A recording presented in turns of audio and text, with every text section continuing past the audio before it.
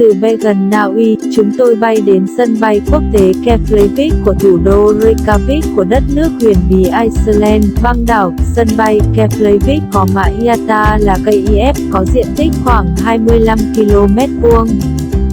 Đây là sân bay lớn nhất Iceland và là trung tâm vận tải quốc tế chính. Sân bay nằm cách thủ đô Reykjavik 50 km về phía tây nam.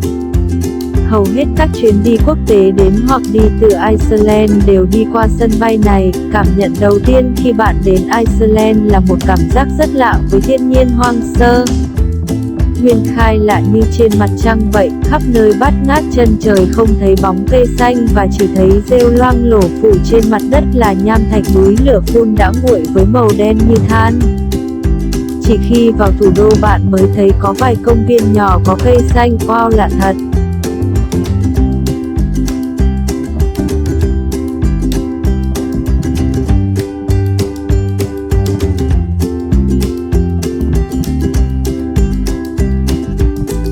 Phố đi bộ Laugavegu là phố mua sắm chính ở Reykjavik dài khoảng 2 km, nổi tiếng với các cửa hàng, nhà hàng và quán bar.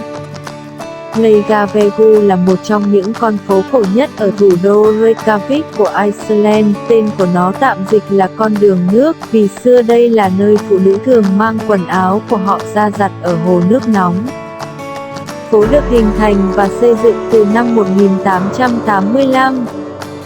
Phố bắt đầu từ phía đông tại Greenland Brow, gần trung tâm mua sắm Greenland và công viên Laugardalur lớn nhất thủ đô, và chạy về phía tây đến Bankastræti, dẫn vào khu vực trung tâm thành phố.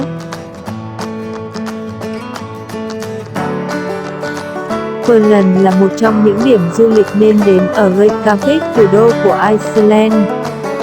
Ở đây có nhà hàng nổi tiếng và đặc biệt có một bảo tàng địa chất tương tác khá thú vị giới thiệu hành trình kiến tạo địa chất của Iceland như sông băng, núi lửa. Ở đây họ còn thiết kế một hang động băng để du khách có trải nghiệm về giá rét bên trong sông băng.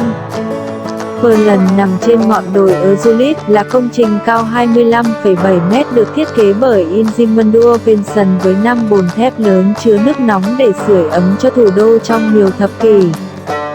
Vào năm 1991, ông David Olsson là thị trưởng thủ đô Reykjavik lúc bấy giờ đã quyết định cho nối các bồn lại và lắp thêm cấu trúc hình bán cầu kính đặt trên các đỉnh bồn bao quanh toàn bộ mái vòm cho tầm nhìn toàn cảnh 360 độ của Reykjavik và khu vực xung quanh.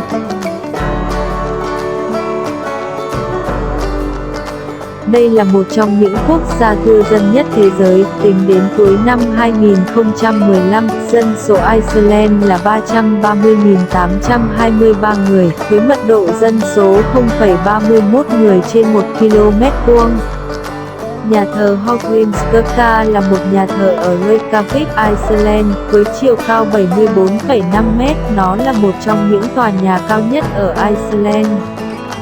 Được thiết kế bởi kiến trúc sư Guttorm Samuelsson vào năm 1937, bắt đầu được xây vào năm 1945 và khánh thành vào năm 1986. Với vị trí ở trung tâm thành phố, nhà thờ đã trở thành biểu tượng của thủ đô.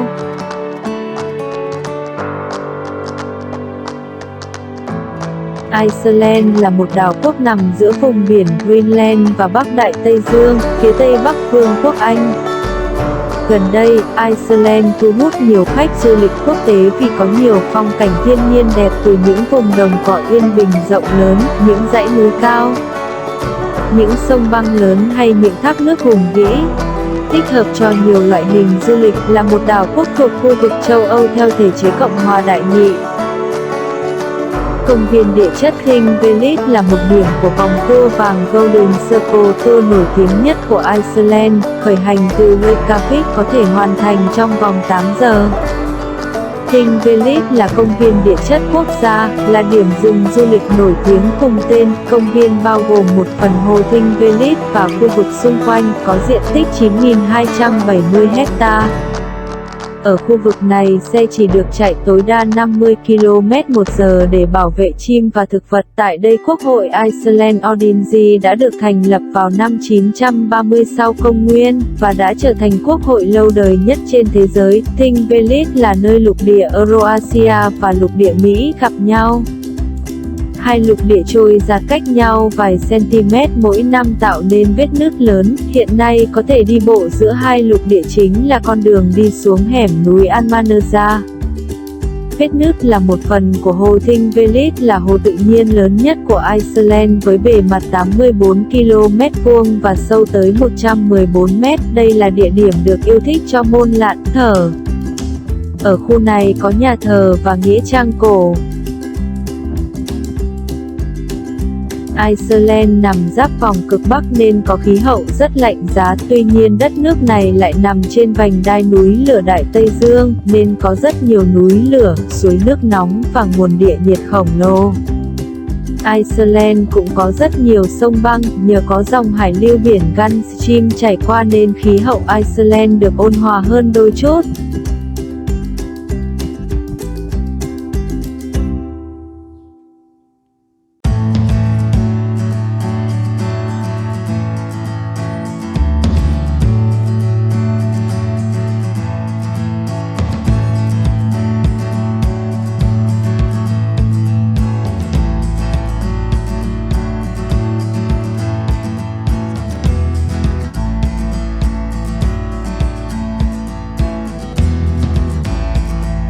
Điểm tham quan tiếp theo là Gísir, nghĩa là nước nóng phun trào ở Hákafjörður, cách Reykjavik 80 km về phía đông ở phần tây nam Iceland.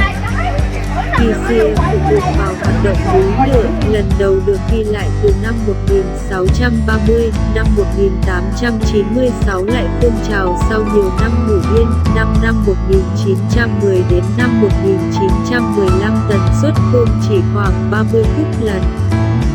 Năm 1915 Gísir ngủ yên không phun nữa, nhưng một trận động đất tiếp theo vào năm 1935 đã khiến nó hoạt động trở lại.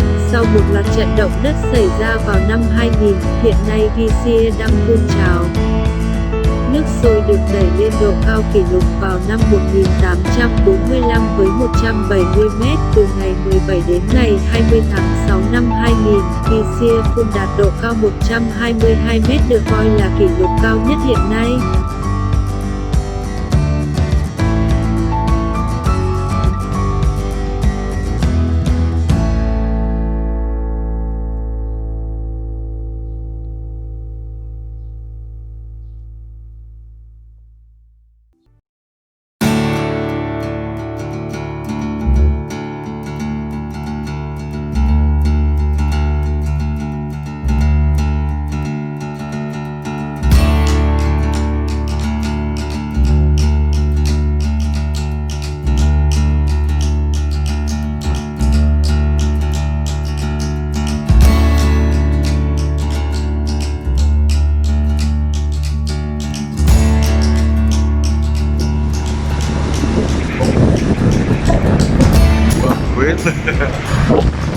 Thác nước Gullfoss là một trong những điểm du lịch nổi tiếng nhất ở Iceland, nằm trong hẻm núi của sông Hörgita ở phía tây nam Iceland. Sông Hörgita mở rộng đổ về phía nam, và khoảng 1 cây số phía trên thác sông ngoặt sang bên phải và đổ xuống vực tạo nên một thác nước tam cấp gây tiếng động ầm ầm liên tiếp và khói hơi nước bay mù mịt tạo nên một khung cảnh rất hùng vĩ.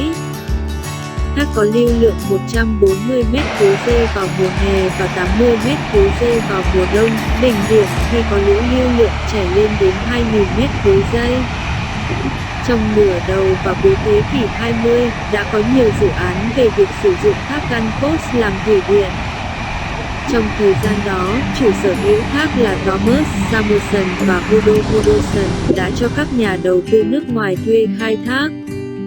Tuy nhiên, những nỗ lực đầu tư đều không thành công, một phần là do thiếu tiền. Thác Gullfoss sau đó được bán lại cho nhà nước Iceland, và bây giờ thác là một di tích được bảo vệ. cùng với công viên Thingvellir và Gisianukphul ở Haukadalu. Gunpost là điểm ấn tượng nhất của vòng tour vàng Golden Circle, tour tham quan nổi tiếng trong ngày cho khách du lịch đến Iceland.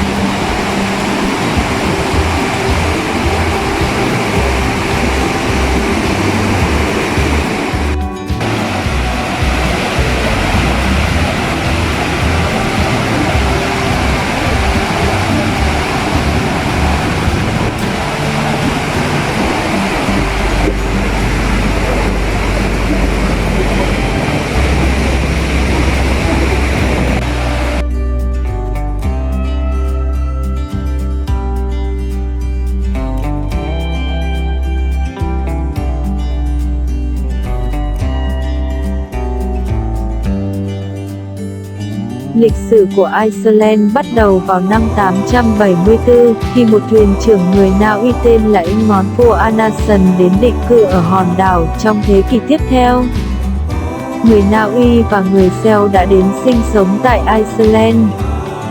Đất nước này là một phần của Na Uy và Đan Mạch từ năm 1262 đến năm 1944. Sau khi giành được độc lập, nền kinh tế quốc gia này đã phát triển mạnh mẽ. Cùng với hệ thống phúc lợi xã hội vào hàng tốt nhất thế giới, đất nước này xếp thứ 5 thế giới về thu nhập bình quân đầu người, và thứ nhất thế giới về chỉ số phát triển con người SDI. Với một nền kinh tế thị trường, Iceland có các ngành dịch vụ tài chính rất phát triển. Do có nhiều quang cảnh thiên nhiên độc đáo, Iceland đang ngày càng thu hút khách du lịch quốc tế. Iceland là một thành viên của các tổ chức như Liên Hiệp Quốc, NATO, EFTA, EEA, OECD nhưng không tham gia Liên minh châu Âu.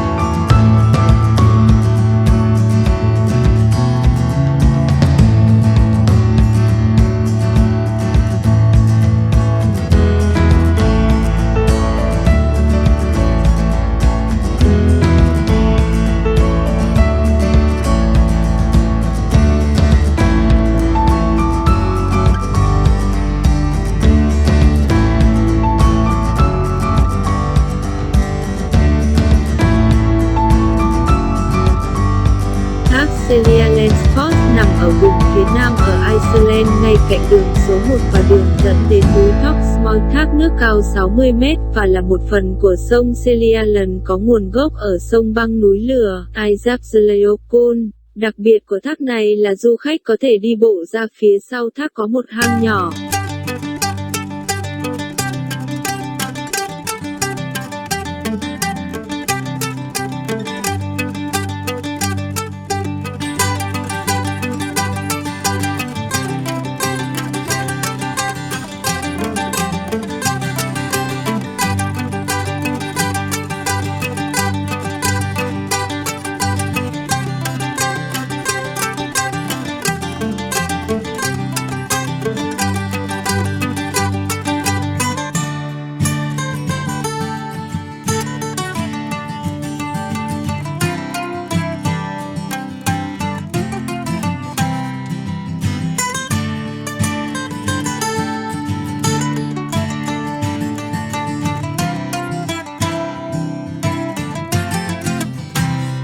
Thác nước Skogafoss.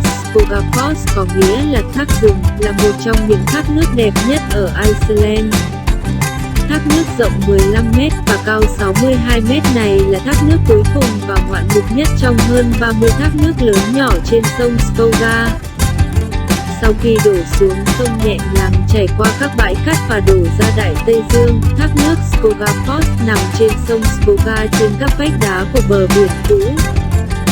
Sau khi bờ biển được bồi mở rộng lấn ra biển và bờ biển bây giờ cách các vách đá này khoảng 5 km. Các vách đá ven biển cũng vẫn chạy dài hàng trăm cây số song song với bờ biển, tạo ra vùng đất thấp ven biển và cao nguyên của Iceland.